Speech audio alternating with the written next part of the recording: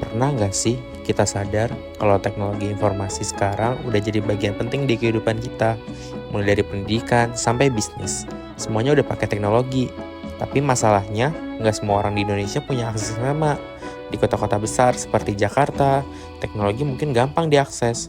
Tapi di daerah terpencil seringkali tertinggal. Padahal teknologi seharusnya bisa dinikmati semua orang. Nah, di video ini aku pengen ngobrol nih lebih jauh soal hal itu. Tapi sebelumnya, kenalin dulu anggota kelompok kita. Yang pertama, ada saya sendiri, Faris Sinova Danaya dengan NIM 1030624000007. Halo, perkenalkan saya Muhammad Zulfan Aulia dengan NIM 103062400.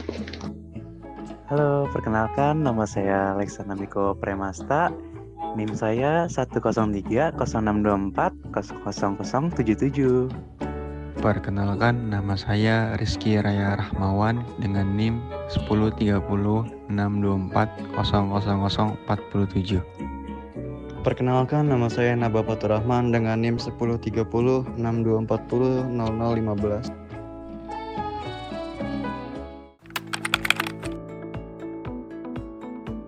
Kamu sadar nggak sih teknologi informasi sekarang tuh udah jadi bagian penting banget loh dalam kehidupan kita?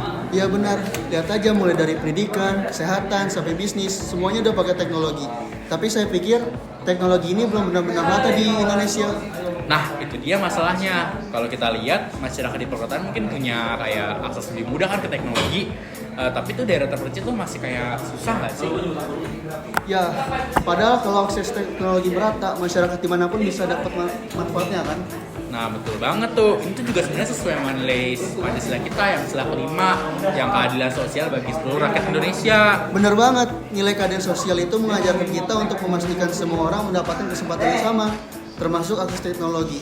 Apalagi kalau kita kaitkan juga dengan sila kedua Pancasila, yaitu kemanusiaan yang adil dan beradab.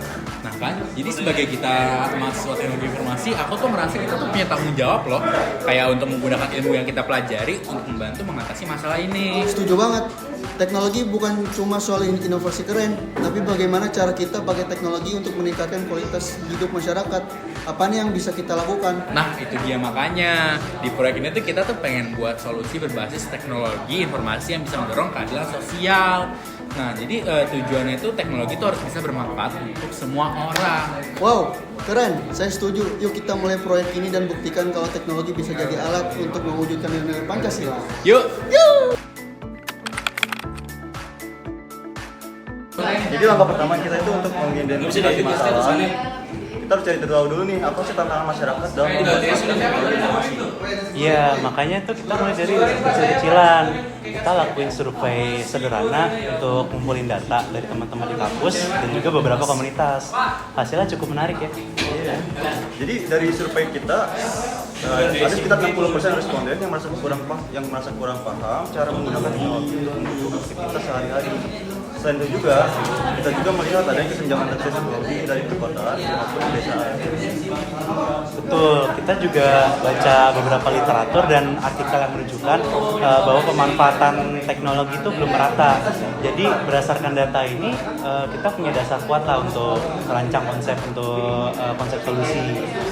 Ya betul, jadi kita tuh intinya data ini kita jadikan pijakan nih untuk kita mau proses solusi yang relevan untuk kehidupan masyarakat, khususnya dalam mendukung keadilan sosial.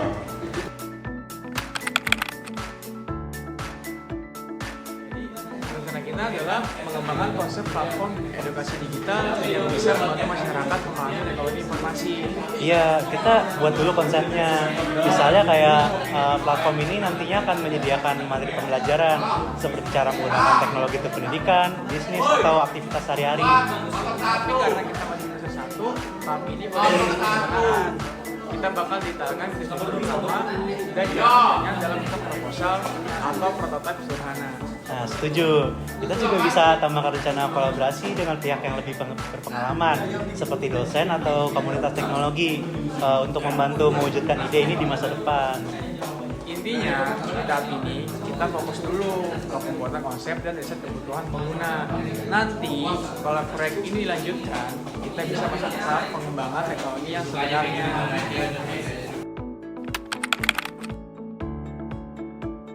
meskipun kita belum sampai ke tahap pengembangan aplikasi, ada beberapa hasil yang sudah kita capai dari rencana.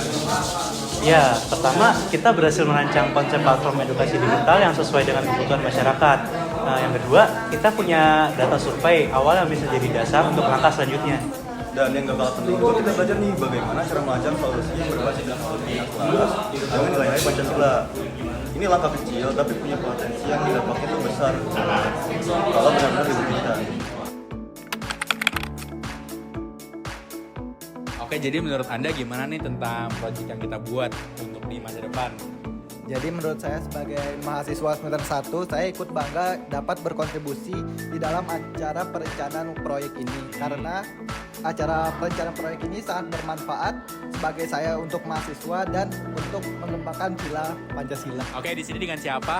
Dengan Insan Oke, Insan ini prodinya. dari Teknologi Informasi. Oke, menurut Insan, gimana sih tentang perkembangan proyek yang kita buat untuk ke depannya?